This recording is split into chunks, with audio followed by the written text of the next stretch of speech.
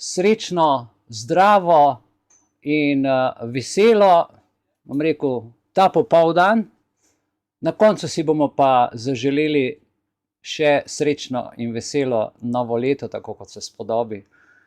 In da bomo šli kot novi v novo 2023. Vas vse lepo pozdravljam in se vam zahvaljujem za intenzivno dvoletno akcijsko delo. Intenzivno, zelo intenzivno smo 2 leti delali. Mislim, da smo delali kar največ od vseh skupnosti v Sloveniji. To si upam zagotovo trditi. Tako, najprej še enkrat obvestilo. Današnji Zoom je tak, je in se je pravkar pričel.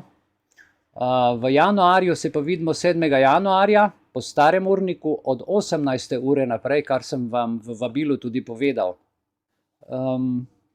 Jaz bi se iskreno zahvalil za izjemno delo Teji Korenčan, ki res srčno pripravlja te stvari, se zavzame in napiše zapisnik res detaljno. Tako da, draga Teja, danes je z nami tukaj, iskrena hvala, prosim, če prideš sem. Prosim, če prideš sem. Ja, evo, naša Teja. Dober dan. Takole, evo. Ona ne pripravi vse te naše zapisnike in v bistvu jaz se ti še enkrat v imenu društva in vseh naših članov iskreno zahvaljujem. Hvala. In vsaka hvala je izraz tudi prošnja za naprej. Tako da iskrena hvala. Še naprej, ja. Hvala ti. Tebi. No, tako moram reči, dost ganljivo. Mene take stvari kar čustveno v zahvalah malo zanesejo, ker vem, koliko je napora, koliko je dela in hkrati tudi odrekanja za te stvari, ki pač morajo biti pripravljene, da stvari tečejo naprej. Srčna hvala, dragi člani, vsem za aktivno sodelovanje in pomoč, za ideje, za vsa predavanja, ki ste jih pripravili, za vse tisti, ki niste predavali, pa ste kakorkoli drugače prispevali s svojim časom, svojo prisotnostjo, svojimi darovi, da sploh lahko to počnemo s finančno podporo, z kakšnimi stvarmi, ki jih prinesete v obliki naravnih ali piškotov, hrane, pijače, tako da tudi tukaj potem, ko smo, da zadeve tečejo, iskrena in srčna hvala. Za nazaj in tudi za naprej. Čez kakšno minuto, ko gremo čez ta program skozi, bom jaz predstavil današnjo temo, ki je izjemna, izvrstna in zelo pomembna. Za moje prepričanje tako pomembne teme, kot jo bomo danes slišali, jaz sem dolg časa prevajal, trudil sem se, če bo kakšna napaka med prevodi med filmom, se iskreno opravičujem, ker več kot toliko ne zmorem, pa vendar upam, da boste vsebinsko, da ne bo težav z razumevanjem. Torej, govorili bomo o digitalni ideji, ki je v bistvu nevidni zapor, ki se približuje in tukaj moramo nekaj narediti. Torej, nam bo to predstavil človek, ki je delal 28 let v Silicijevi dolini, potem se je umaknil iz tega posla, ker je videl, kam njegovo delo, namreč človek je izumil mobilno kamero. In glede na to, da je to izumil, so ga po vseh velikih podjetjih po svetu vabili, tako da pozna vse možne kamere, ker gre le za mobilno kamero, kamere in za senzorje. Povedal nam bo stvari, v katerih jaz, ki sem se v to poglabljal, sem strmel, nisem vedel, danes vem, sem že naredil določene stvari, določene senzorje sem že onemogočil, tako da to zver, ki se ji reče artificial intelligence, umetna inteligenca, ki se hrani samo z našimi podatki, vam povem samo tako na začetku, na vsakih 5 sekund, če imate pameten telefon, vas slika, snema, opazuje vaš obraz, ne da bi vi vedeli. To škoduje očem, škoduje obrazu, škoduje auri, škoduje zdravju in to je tak IR fotoaparat, za katerega niti ne veste, da ga kupite s fotoaparatom in to je, veste, kot daljinc pri televiziji, vi preklapljate televizijo, ampak žarka pa ne vidite. In to se dogaja in ko je to povedal, je meni kapa padla dol. Potem sem stvari videl še tudi druge, ampak več o tem kmalu. v zvezi s temi nadzori, potem kako zaščititi otroke. Zelo zanimiva tema. Še prej bomo pa govorili o tovarni konsenza, kaj mediji počnejo in kako nas nagovarjajo mediji, da ljudje grejo kot ovce v stajo in se strinjajo, ker so mediji v bistvu postali tisti, ki odločajo o našem življenju. Zdaj pa, če dovolite, kar začel s tem svojim programom. Glede na to, da imamo vsi mobilne aparate, kako je do tega prišlo preko medijev, preko oglaševanja. Seveda gre za medijske magične rituale. Se pravi, to so tisti izjemni medijski fenomeni, ki služijo vzdrževanju mobilizacije kolektivnih sentimentov, čustev, solidarnosti na osnovi simbolizacije in usmerjenosti k temu, kar bi lahko bilo ali kar bi moralo biti. In to nam mediji nekako sporočajo. Glejte, z lahkoto vzdržujejo družbeno solidarnost, lahko pa tudi vplivajo na lažni družbeni konsens, na lažno družbeno pogodbo. Za pogodbo, a veste, sem šel v gostilno kavo kupiti, ko sem prišel noter, me poznajo in so mi takoj kavo pripravili, me sploh več ne vprašajo. Jaz vem, koliko kava stane in sem pač tisti €20 dal, oni so mi dali kavo in zadeva zaključena. A veste, kaj je to bil akt? To je bil akt tihe pogodbe, tihega dogovora, za katerega se ve in se obe strani strinjata. Za to pogodbo ni bilo treba niti gestikulacije narediti, niti karkoli reči, nič, ampak je sama po sebi umevna. To je tak tip pogodbe, ko greš časopis kupiti, ko greš v trgovino, če te v kraju poznajo, ok, ali pa v kak velik market, se pravi, daš v košarico, ker se že prej strinjaš, kaj boš kupil, se odločiš in si postaviš v košarico, pogledaš ceno in ko dobiš račun, je pogodba sklenjena. A ne? S tem, da je treba seveda tam zadevo tudi finančno poravnati. Imamo pogodbe, ko si dva data roko. V starih sejmih, ko so krave prodajali, sta se kmeta pogodila, sta si dala roko, izmenjala on njemu denar, on njemu kravo, zadeva zaključena. A ne? Tako da ta družbeni konsens, ki je včasih bil usten, gestikulativen, pogleden, samo po sebi omeven ali dogovoren ali pa na papirju pogodben, se danes ustvarja medijsko. Glejte, to so tako imenovani transformativne stvari s pomočjo medijev, socialnih medijev in oglaševanj, ki vodijo k družbenim spremembam. In imajo izjemen disruptivni potencial. Ta disruptivni potencial se pravi pa ustvarja stvari tako, da politiki to ugaja. Teren ustvarjajo, takšen teren moralne panike, ki je postal prizorišče že tudi ob enem, lahko rečemo, političnih bojev, omiljen z obrambo tako imenovanih ljudskih hudičev. Se pravi, zdaj ljudje nismo več informirani, ampak smo postali tako imenovani ljudski hudiči, ki se branimo proti medijem, proti odločitvam politikom, ker politiki nam preko medijev zdaj sporočajo in postane družben konsens. To, kar medij reče, zdaj postane zakon. Sploh ni več družbenega dogovarjanja, ni več široke razprave, ni več soodločanja z ljudmi in da medij potem o tem poroča in kritično poroča politiki, ampak je vsa stvar zelo obrnjena. Govorimo o tako imenovani, dragi moji, moralni paniki. Sedaj, to gre za sejanje in mobilizacijo kolektivnega strahu, bojazni in širjenja s pomočjo medijev, ki se osredotočajo, gledajte, predvsem na simbolične in ljudske hudiče. Zmeraj je nekdo iz ljudstva kriv. Ali je to ena populacija, ali je to samo en človek, ali je to ena skupina, ali je to ena družina, ali je to ena nesreča. Skratka, gre za upravljanje kolektivnih moralnih mej. Moralna panika, gledajte, je orodje, s katero potrjujejo sporazumne socialne vrednote v nasprotju z medijsko prikazano grožnjo. Torej, mediji najprej prikažejo grožnjo, potem pa ponudijo rešitev. Ta rešitev pa seveda je neka sprememba zakonodaje, ki jo sprejemajo sedaj kar privatno v državnem zboru, kar po svoje. Čist na hitro preletim še idejno, kako sofisticirani so mediji. Naprimer, lejte, kako nas mobilizirajo slavnostni medijski dogodki. Ne? Se pravi, vse televizije kažejo en dogodek, pomenijo prekinitev rutine, dnevnih opravil, oddajanja, tak dogodek postane celo monopolističen. Vsi kanali predstavljajo isti dogodek, ga oddajajo v živo in imajo ogromno občinstvo. Ne?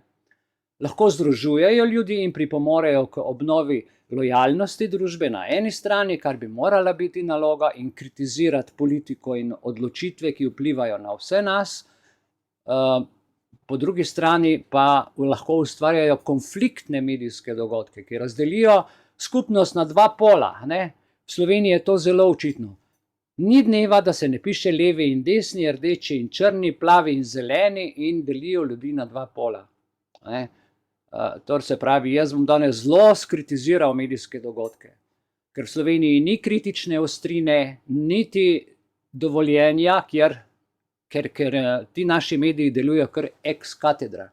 Hujške papež, včasih je papež dal poslanico, pismo duhovnikom in so ex katedra sprižnice ljudem povedali, kaj morajo početi, kje ga lomijo, in so jim dali navodila za naprej. Tretja stvar, ki se dogaja, so medijske katastrofe za mobiliziranje spet sentimentov skozi personalizirane zgodbe ad hominem, kjer spodbujajo ali solidarnost ali pa nesolidarnost.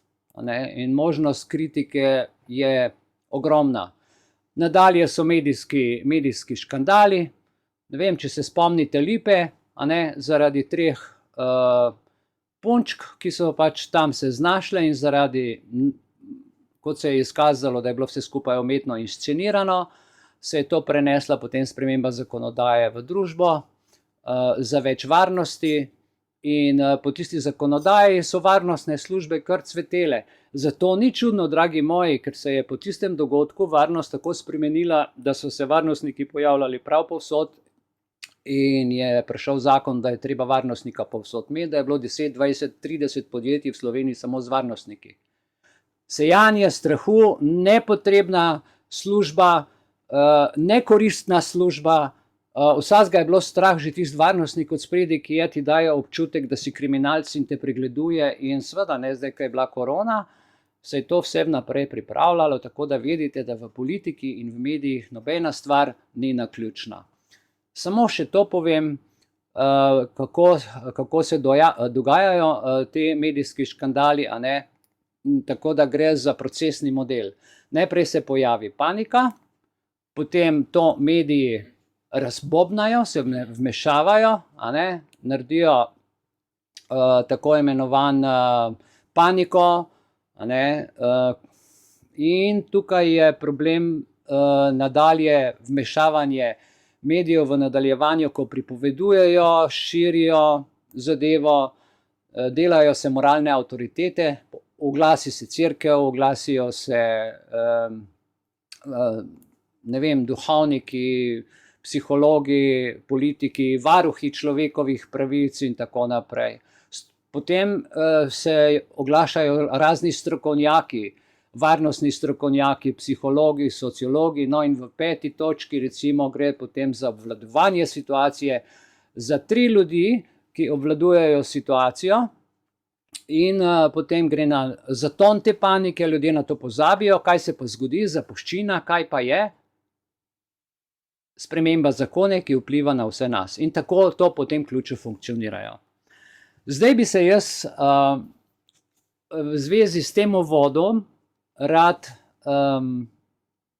preselil na en videoposnetek, ki sem ga za vas pripravil, prevedel po knjigi Naum Chomskyja, ki je 30 let od tega, kar je napisal knjigo, in bom poskušal ta video vam zdaj zašerati in povedati. No, toliko se pravi. In dovolite, da jaz ta video najdem.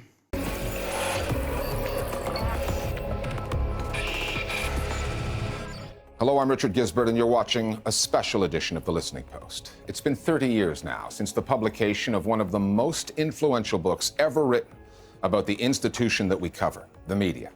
Manufacturing Consent, the political economy of the mass media, was co-authored by Noam Chomsky and Edward Herman. The book provided searing critiques of journalism and the news media's relationship to power. It spelled out how media corporations and the journalists who work for them often end up defending the economic, social, and political agendas of governments and corporations. It walked us through how the media represents certain privileged groups in society while effectively suppressing the voices of others. Most of us working on this program have been influenced in one way or another by Manufacturing Consent. And so, to mark the anniversary of its publication, propaganda. Many use the word when talking about countries like North Korea, Kazakhstan, Iran. Countries viewed as authoritarian through the lens of the Western media. Press freedom, freedom of thought. People use those terms when talking about countries like the United States, France, Australia, democracies. In 1988, Noam Chomsky co-authored a book with Edward Herman called Manufacturing Consent. It blasted apart the notion that media acts as a check on political power, that media inform the public, serve the public, so that we can better engage in the political process. In fact, media manufacture our consent. They tell us what those in power need them to tell us so we can fall in line. Democracy is staged with the help of media that work as propaganda machines. Media operate through 5 filters. The first has to do with ownership. Mass media firms are big corporations. Often they're part of even bigger conglomerates. Their end game, profit. And so it's in their interests to push for whatever guarantees that profit. Critical journalism takes second place to the needs and interests of the corporation.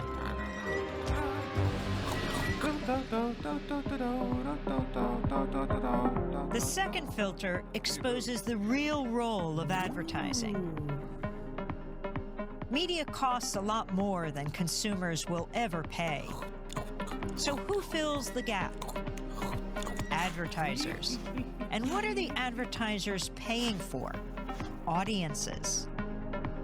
And so it isn't so much that the media are selling you a product, their output.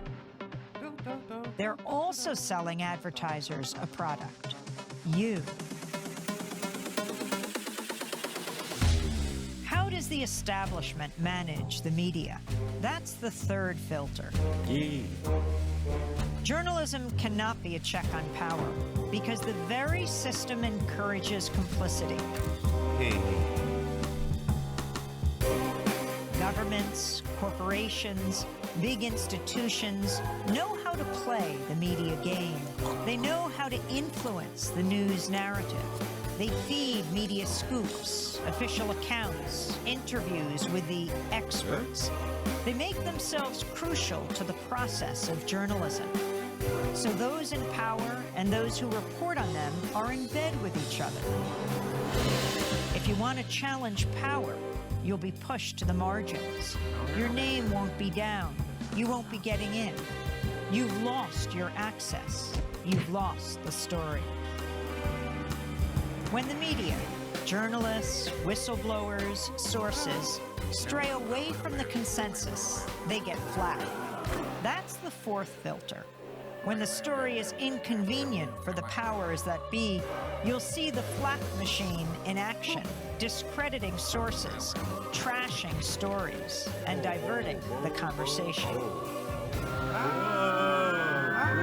To manufacture consent, you need an enemy, a target. That common enemy is the fifth filter. Communism, terrorists, immigrants, a common enemy. a boogeyman to fear helps corral public opinion.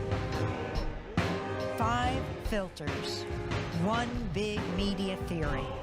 Consent is being manufactured all around you, all the time. Tako da, preden se odločite za consent, za neko slepo odločitev, ki jo mediji prinesejo, vam jaz vroče svetujem in predlagam seveda, da o tem najprej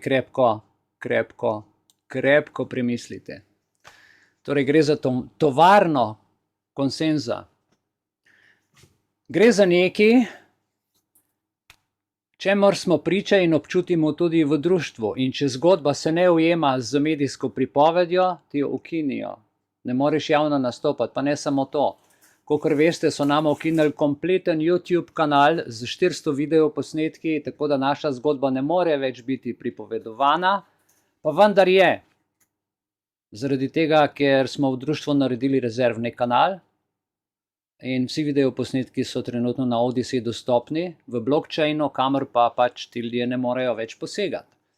To je tisti as v rokavu, ki ga v društvu znamo uporabiti, ker vemo, kakšna je ta družba v dušo pokvarjena, kadar se človek ne strinja s prisilami in z magičnimi triki psiholoških posegov v družbo.